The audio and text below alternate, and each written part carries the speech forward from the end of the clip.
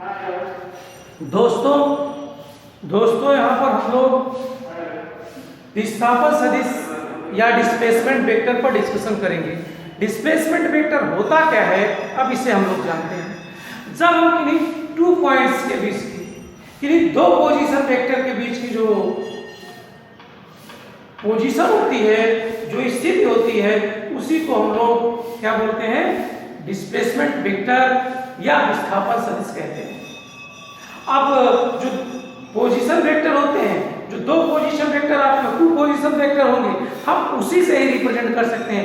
2 या more position vector से represent कर सकते हैं हम विस्थापन को, क्योंकि आप लोग जानते हैं विस्थापन को रिप्रेजेंट करने के लिए 2 पॉइंट्स की आवश्यकता होती है। इनिशियल और फाइनल पॉइंट के बीच की जो शॉर्टेस्ट डिस्टेंस होती है, उसी को आप लोग विस्थापन कहते हैं।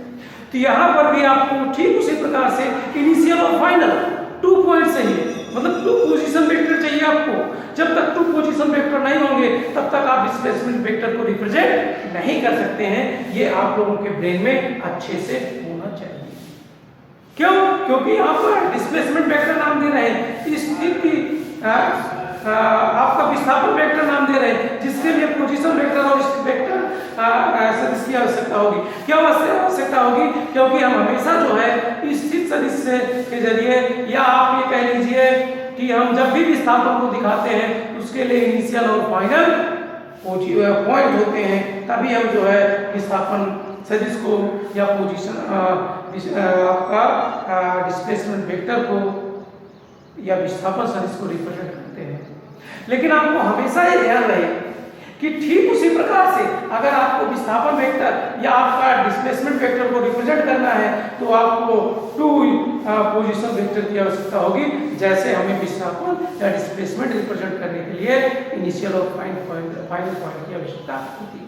तो यहाँ पर हम ले लेते हैं एक 2D ज्योमेट्री से एक XY प्लेन ले लेते हैं, उसी के जरिए हम लोग समझ लेंगे डिस्प्लेसमेंट वेक्टर। यहाँ पर देखें, ये आपका XY आपका प्लेन है, जिसमें ये ओरिजिन है। अब यहाँ पर देखें, ये पॉइंट P है, तो पॉइंट P जो कि x1 और y1 इसका कोऑर्डिनेट है, हम कंसीडर करेंगे। और पॉइंट ये है आपका Q, पॉइंट Q है, और जिसका कोऑर्डिनेट आपका x2 और y2। ठीक, ये तो बातें आपको समझ में आ गई हो। अब पॉइंट P का पोजीशन वेक्टर क्या होगा? OP होगा। ये पॉइंट P का पोजीशन वेक्टर आपका OP, और पॉइंट O का Q का पोजीशन वेक्टर आपका OQ होगा। तो पॉइंट P का पोजीशन वेक्टर क्या हो गया? Position vector of P। तो P का पोजीशन वेक्टर क्या हो जाएगा? ये हो जाएगा OP वेक्टर हो जाएगा आपका P का पोजीशन वेक्टर। और पोजीशन वेक्टर ऑफ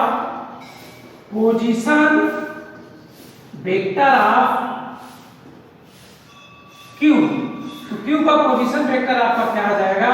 ये आ जाएगा आपका हमेशा OQ वेक्टर आ जाएगा।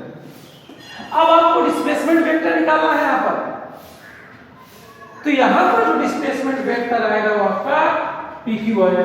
तो डिस्प्लेसमेंट वेक्टर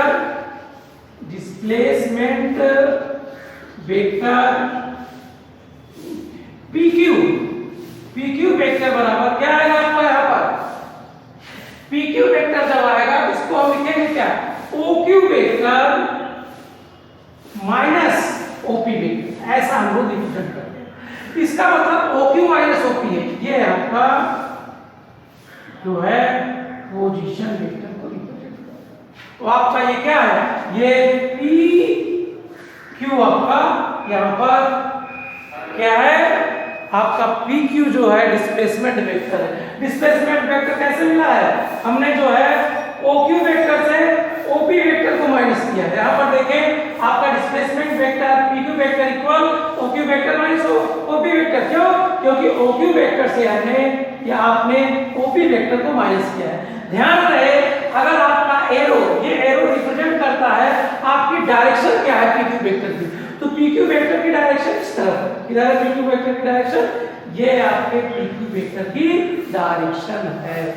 तो आप लोगों ने डिस्प्लेसमेंट वेक्टर के लिए 2 पोजीशन वेक्टर को यहाँ पर सेलेक्ट किया है।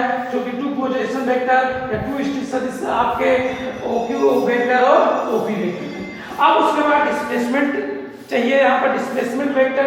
तो डिस्प्लेसमेंट वेक्टर में से के पाने के लिए हम लोगों ने क्या किया है कि टू पोजीशन वेक्टर से मतलब फर्स्ट पोजीशन वेक्टर से हमने सेकंड पोजीशन वेक्टर को सब्ट्रैक्ट किया है, माइनस किया है। मतलब एक पोजीशन वेक्टर से हमने दूसरे पोजीशन वेक्टर को माइनस किया है।